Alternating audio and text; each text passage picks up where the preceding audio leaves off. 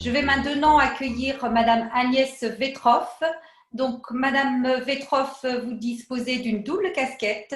Vous êtes présidente de l'APEDIS Isère et vous êtes présidente de la Fédération Anapédis. Et vous êtes également, et entre autres, formatrice d'outils pour les 10. Et donc, c'est ce que vous allez nous présenter et nous vous laissons la parole pour 30 minutes. Mon propos est de détailler ici quelques adaptations et outils numériques au service du contournement des troubles 10. Dédramatiser ces outils pour donner envie d'aller les expérimenter. J'ai fait des choix par rapport à certaines urgences de la prise en charge des 10 et par rapport au débat actuel sur les logiciels correcteurs. J'aimerais vous donner envie d'entrer dans ce domaine merveilleux qui permet à un élève en difficulté de prouver ses capacités. Ce qui convient à l'un ne convient pas toujours à l'autre, mais il ne faut pas renoncer trop vite. C'est parfois long de s'approprier un outil, mais au final, c'est le plaisir de la maîtrise. Pourquoi? Pour contourner les difficultés spécifiques de certains, pour assurer l'équité, permettre à la personne d'exprimer vraiment son potentiel. La notion d'équité ici, elle est illustrée avec mes caisses en bois pour la personne trop petite, lui permettre de voir les mêmes choses que les autres. Cette notion d'équité, j'y reviendrai vers la fin de ma présentation. C'est pour qui? C'est pour les élèves en difficulté d'apprentissage.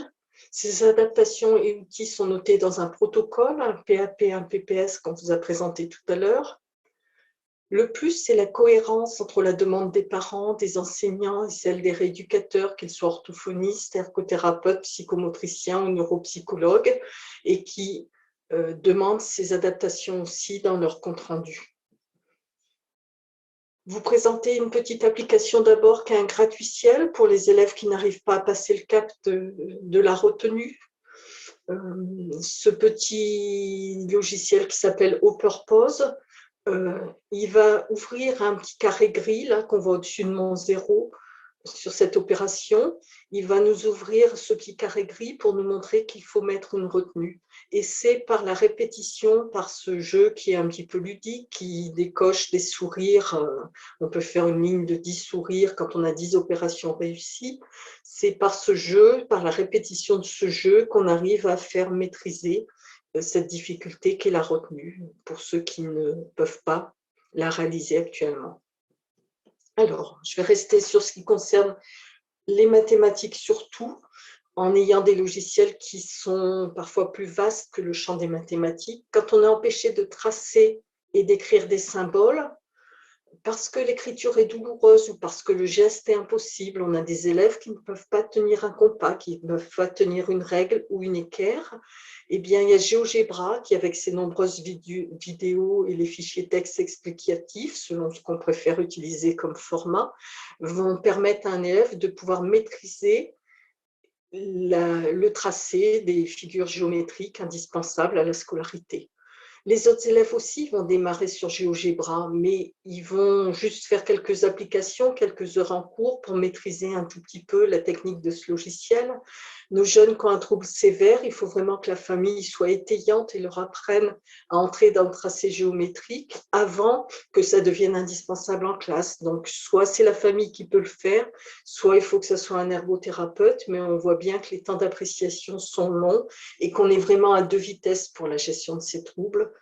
Soit c'est pris en charge, soit certains élèves sortent du système parce qu'ils ne pourront pas passer des examens en mathématiques, par exemple. Donc, le cartable fantastique va présenter beaucoup d'adaptations diverses aussi, tout comme Studis, qui propose aussi la proportionnalité, l'onglet Histoire ou les schémas en physique. Mais pour mes grands étudiants, comme pour mes collégiens, il va falloir anticiper sur le tracé des figures.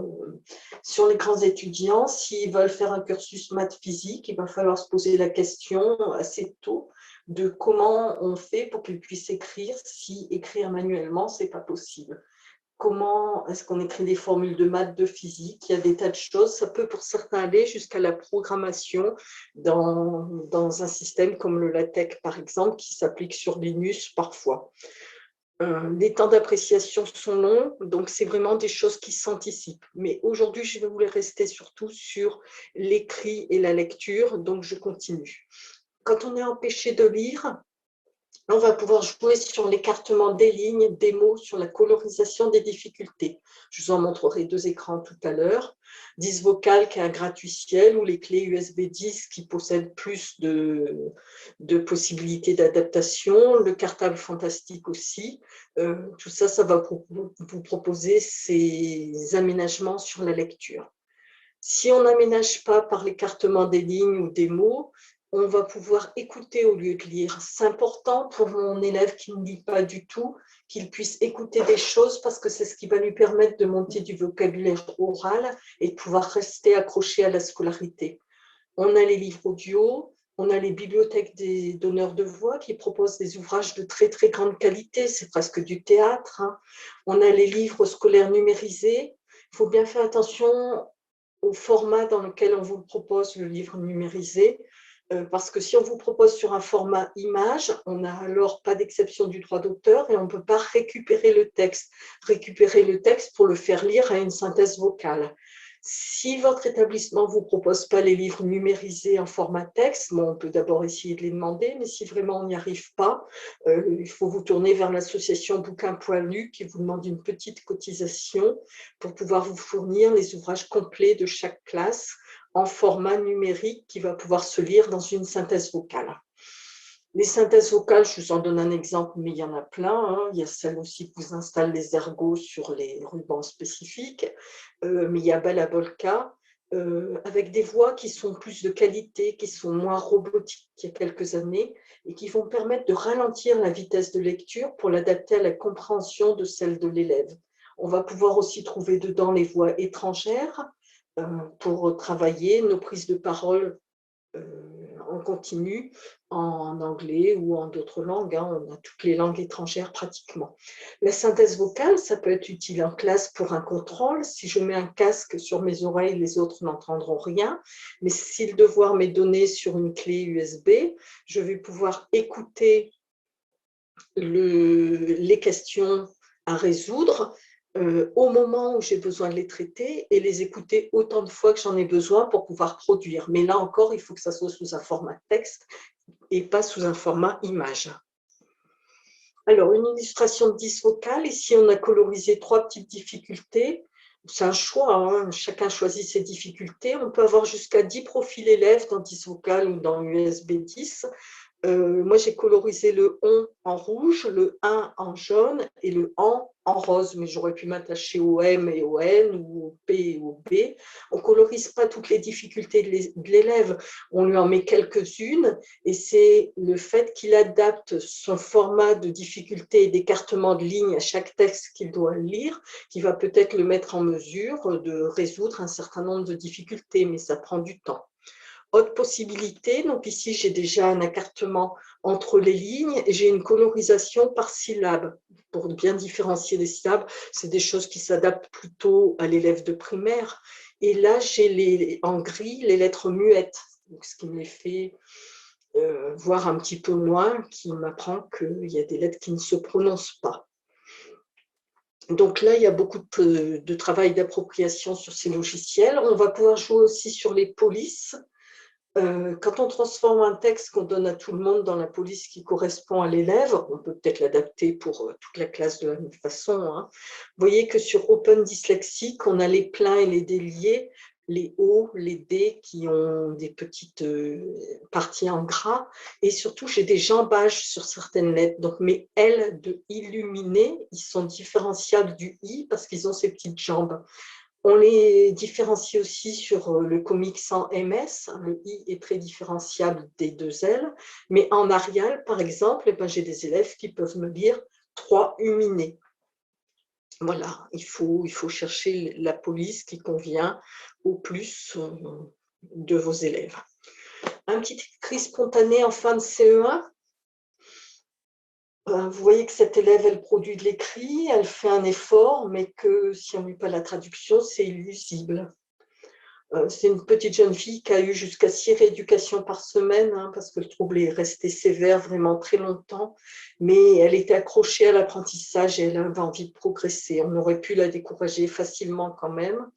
Dans les années collège, ça a été compliqué pour elle. Je reviendrai sur son cas tout à l'heure pour vous en dire un petit peu plus.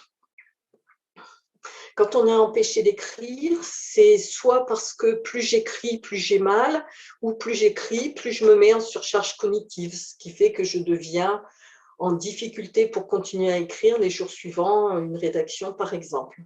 Le bon test, c'est de faire la dictée à un tiers. Ça permet d'évaluer si cet élève ose faire plus de phrases, s'il trie moins ses mots, s'il formule plus d'idées. Et si c'est le cas quand il dicte à un tiers, eh ben on est gagnant à aller dans la dictée vocale. La dictée vocale, il y en a des gratuites, mais elles sont quand même vraiment moins performantes que les autres. Hein, et puis surtout, elles sont inutilisables en situation d'examen parce qu'elles demandent à être utilisées avec des Google Docs, donc en Wi-Fi. On a de bonnes dictées vocales sur les téléphones aussi, mais ça, c'est pour la vie quotidienne, c'est pour la vie professionnelle. C'est intéressant de pouvoir laisser des messages corrects, corrigés, automatiques, assez facilement, ou parce que je dicte, ce que j'écris est plus correct, mais on ne pourra pas l'utiliser non plus, les téléphones, le jour de l'examen. Donc, la dictée vocale qui est utilisable en examen et en classe, c'est assez souvent Dragon Naturali. Je vais vous la montrer tout à l'heure. On le fait quand, la dictée vocale? On le met en place très tôt, avant la fin du primaire, parce que ce qui est important, c'est que cet élève assume son trouble et ses outils de contournement devant les autres élèves quand il est petit. Donc, on ne le met pas pour quelqu'un qui a un trouble léger, hein, c'est sur des troubles relativement sévères, mais il l'assume tôt, avant l'entrée en sixième, devant les autres, parce que assumer ces outils-là, les démarrer en cinquième, quatrième, c'est plus difficile. C'est pas impossible, mais c'est plus difficile. On veille à ce qu'il soit autonome quand il va faire ses premiers tests en classe, ou qu'il ait son AESH si elle peut l'aider à prendre en main son matériel. Autonome parce qu'il ne faut pas être en échec avec un outil, il faut vraiment le posséder bien quand on va l'expérimenter. On ne l'utilise pas en prise de notes parce que c'est gênant pour les autres élèves, on l'utilise surtout pour les productions écrites, les évaluations, les examens. On n'en attend pas la perfection, les autres élèves aussi font des erreurs. Donc on n'est pas dans une recherche de perfection, on est dans une recherche de moins d'erreurs tout simplement, et on ne renonce pas trop tôt. Alors, vous montrer comment ça fonctionne.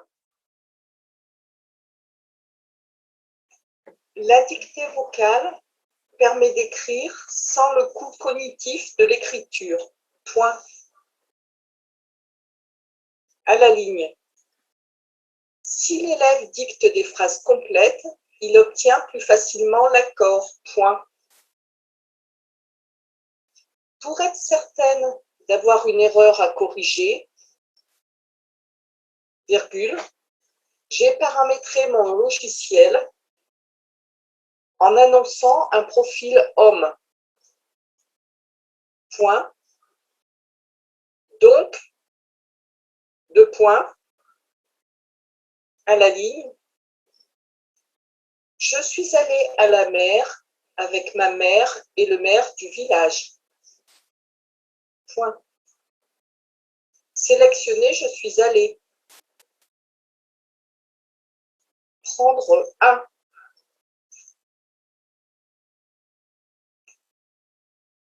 À la ligne.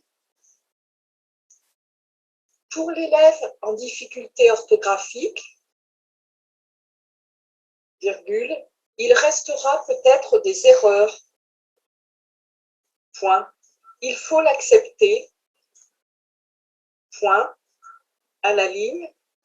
Plus tard, d'autres correctifs pourront être ajoutés. Point.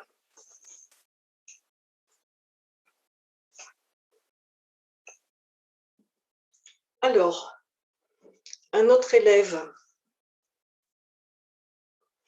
Un élève qui débute la lecture, le déchiffrage en CM1, alors que c'est un élève très très intelligent à l'oral. Il va passer le bac avec un âge de vitesse de lecture de 7 ans et quelques mois. c'est rassurant pour les autres aussi de voir qu'on peut arriver à produire des résultats avec des âges de vitesse de lecture très bas. Pour lui, c'est impossible de mémoriser une phrase, qu'il s'agisse de grammaire, de maths, d'histoire. L'accompagner, c'est à deux vitesses. Soit il a rencontré des enseignants qui vont le valoriser et lui permettre de rester accroché à son parcours, soit il a des parents très étayants et ou un ergothérapeute qui va pouvoir l'aider à prendre des outils en main, mais tous ne font pas un parcours quand ils ont un trouble aussi sévère que ça. Voilà, une propriété de maths, lui, il l'encode sous forme de schéma. Et c'est seulement quand il a restitué son schéma sur un brouillon qu'il va pouvoir reconstituer la phrase à partir des symboles qu'il s'est mis. Donc, c'est pour ça aussi que ces élèves-là ont un tiers-temps. Ça leur est nécessaire plus de temps pour pouvoir produire leur travail. Lui, quand il est en DUT, il écrit avec des outils, c'est Dragon et la correction syntaxique, donc la dictée vocale et la correction syntaxique. Mais là, il nous avait écrit directement quelque chose à l'ordinateur pour nous montrer combien il était touché dans sa dysorthographie. Vous comprenez bien que quand il a un écrit comme celui-ci, ça ne sert à rien qu'il se lève pour aller passer ses partiels le matin s'il n'a pas un outil de contournement. Et de la même façon, ça ne sert à rien qu'il aille en vie professionnelle faire quelques mails ou quelques comptes rendus de réunion. Ça ne sera pas valable pour tout le monde. Donc, c'est vraiment les outils qui lui permettent de rester dans une vie standard. J'ai souligné ici quelques mots en bleu pour vous faire apparaître combien Word ne sert à rien pour ce type de correction. Donc, vous voyez, il nécessite beaucoup de rigueur, de travail ainsi. Et le troisième, c'est un administrateur réseau, et non pas réseau. Quand on met beaucoup ainsi, Word nous propose Bosco, Boscos, Boscop, Boscot, Boyscout. Pour ainsi, me propose uni, un, uni, uns. Et pour réseau, c'est pas mieux. Enfin, c'est plus des mots corrects, braiseux, taiseux, graisseux, réseau ou radieux, mais c'est pas ce qui va permettre à cet élève-là de se corriger. Antidote et cordial, ils vont rien faire de mieux pour lui, donc il est vraiment obligé de passer par la dictée vocale au départ. Mais en plus, cet élève-là, il avait un trouble de la prononciation, ce qui fait que quand il parlait, s'il dit par exemple le bilan que je veux écrire, ça peut s'écrire le pilon que je veux écrire, tellement ces mots sont un petit peu heurtés. Donc il est obligé de repasser sa production dans Dragon, qui a déjà permis des accords, qui a des accords de phrases, des accords de verbes. Il est quand même obligé de la vérifier dans un autre correcteur pour retirer les mots erronés. Lui, il a intérêt à coupler les deux logiciels. Certains vont utiliser que Dragon, d'autres vont utiliser que la correction syntaxique parce que leur trouble n'est pas très sévère. Mais lui, il a besoin des deux. On le met en place quand, ce deuxième logiciel, quand les capacités d'analyse de l'élève le permettent. Souvent, ce n'est pas avant la 5e, la 4e, parfois la 3e. Parce qu'il faut vraiment analyser les corrections qui sont proposées. On peut faire des choix erronés aussi. On peut aggraver ces erreurs en corrigeant. Donc, ça demande vraiment de l'apprentissage. Mais ça ne sera pas gênant de démarrer ça plus tard parce que s'il a déjà son ordinateur de démarrer, il a déjà assumé son matériel devant les autres élèves. Alors, vous montrez comment ça fonctionne. Pour se corriger avec Antidote, vous allez voir qu'on a besoin de la capacité d'analyse de l'élève. Il ne fera pas la porte du rez-chaussée. Si je souligne ici durée, ça me propose le verbe durer parce qu'il manque un mot dans la phrase. J'ai une autre information en orange, j'ai une rupture. Donc ça veut dire que soit j'ai un problème de ponctuation, soit il manque un mot. L'élève qui a un trouble important du langage oral, il manque souvent des mots, mais quand il grandit un peu, il va pouvoir essayer d'analyser. Il ne fera pas la porte du ré de chaussée. S'il retrouve qu'il manque ce 2, à partir de ce moment-là, seulement la correction va pouvoir lui être proposée. Vous voyez, on a besoin de l'analyse de l'élève. Ici, une haine envers Ulysse. Envers Ulysse, mon élève a 4 choix. Ce n'est pas automatique, ce n'est pas de la magie. Sans sa capacité d'analyse, on n'y arrivera pas. Donc, est-ce que c'est envers, est-ce que c'est enterre, est-ce que c'est enserre ou enfer? Il peut aussi faire le mauvais choix. Moi, je vais faire le bon. il vend, il va, il vend, il vante. C'est le verbe vendre. Donc, si on ne propose pas ce logiciel à un enfant relativement petit, il faut que ses capacités d'analyse soient là. La viande, il me propose en orthographe, ce mot semble mal écrit. Et colis, est-ce que c'est colis ou est-ce que c'est colite, puisque j'ai un T à la fin. Donc, j'ai besoin de la capacité d'analyse de mon élève. On est loin de la magie annoncée par certains. Il y a un travail d'appropriation, mais ce travail d'appropriation, il ne doit pas décourager l'élève et sa famille. Ça vaut le coup de se corriger quand on a une grosse dysorthographie. C'est ça qui va permettre de faire la différence après dans les écrits de cet élève. Alors, après ces quelques explications de départ, antidote par exemple, quand l'élève connaît bien ses difficultés et qu'il n'est toujours pas capable de les maîtriser tout seul, il va pouvoir aller vérifier dans l'onglet style d'antidote et corriger s'il fait des phrases trop longues. J'ai des élèves par exemple qui font des phrases très très longues et une rédaction peut faire une seule phrase à la limite. J'exagère un peu en disant quand même, mais c'est là, en allant dans l'onglet style, repérer leurs phrases longues, qu'ils vont pouvoir chercher où mettre un point et relire leurs phrases pour savoir s'il y a un verbe, s'il y a suffisamment les compléments. Donc, c'est beaucoup de travail d'appropriation sur les difficultés qu'on commence à maîtriser et qu'on peut mettre encore quelques années à corriger complètement. On va pouvoir aller aussi choisir ses répétitions ou les verbes termes, donc on permet de corriger son style, mais c'est quand on se connaît seulement qu'on peut aller chercher ces choses-là dans le style, dans l'onglet style du correcteur d'orthographe. Alors, que sont-ils devenus? Eh bien, la petite jeune fille qui avait cet écrit en CE1 très difficile, elle a fait une licence de SVT, mais elle n'a pas réussi à passer le CAPES parce qu'elle n'avait pas droit à ces logiciels pour passer le CAPES. Et le jeune homme dont je vous ai montré les écrits en DUT, eh bien, lui, il est ingénieur en sécurité informatique. Il est capable aujourd'hui de produire de l'écrit et même de l'écrit en anglais. Il a moins besoin de ces logiciels, mais il a encore besoin d'une relecture quand même de ses difficultés. Donc, on peut créer son parcours, on peut entrer en vie professionnelle. Cette petite jeune fille qui n'a pas pu passer le CAPES parce qu'on lui a refusé ses logiciels, elle est en école d'ergothérapie et ce sera sans doute une très bonne ergothérapeute pour les élèves dyslexiques. Mais si elle avait eu le droit d'être enseignante de SVT avec ces logiciels, à partir du moment où les élèves lui rendaient des devoirs numériques, elle aurait pu les corriger comme toute une autre personne. C'est cela qu'il faut comprendre. Et cet exemple qui est réel, me permet d'aller vers le débat actuel, qui est un petit peu mon combat, sur les logiciels correcteurs. D'un côté, il y a l'école inclusive qui, sur des dossiers justifiés, pour les logiciels qui sont acceptés en classe, donc validés et acceptés dans un protocole, que ce soit un PAP ou un PPS, s'ils sont acceptés en classe, ils pourront être acceptés aux examens. Mais pas partout en France. On a des exemples, on a un rectorat en France qui refuse particulièrement ces logiciels au nom de la maîtrise de la langue française. Et donc, dans certains départements de France, les élèves n'ont pas le droit de passer avec leur logiciel ou avec leur ordinateur spécifique, alors que dans d'autres, ils y ont droit. C'est vraiment un exemple qui reste flagrant.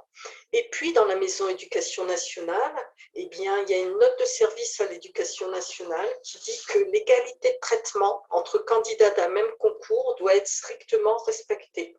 Jusque-là, je suis d'accord, mais j'aimerais revenir sur la notion d'équité. La suite de cette note de service nous dit: c'est pourquoi l'interdiction des correcteurs d'orthographe, de grammaire, de même que les dictionnaires ou guides associés d'aide à la langue sont interdits pour tous les candidats. Donc ça revient à dire quoi? Ça revient à dire que les candidats dyslexiques sévères n'ont pas le droit de passer le CAPES. C'est justement ça. C'est juste ça qui est dit. Et c'est un des combats que nous devons mener à l'heure actuelle. On ne voit pas pourquoi quelqu'un qui maîtrise la langue par autre chose que le papier crayon, qui la maîtrise par des logiciels, qui peut donner des avis corrects. S'il a son logiciel correcteur, il va pouvoir remplir ses bulletins de notes ou ses appréciations sur les copies de façon correcte. Pourquoi il n'aurait pas le droit d'accéder à ce métier? Moi, je n'arrive pas à le comprendre. Et ces préjugés tenaces et récurrents, c'est sur la suprématie de l'orthographe. Je suis d'accord, c'est important d'orthographier correctement. C'est important quand on est en entreprise ou ailleurs de produire des mails ou des communications qui soient sans erreur orthographique.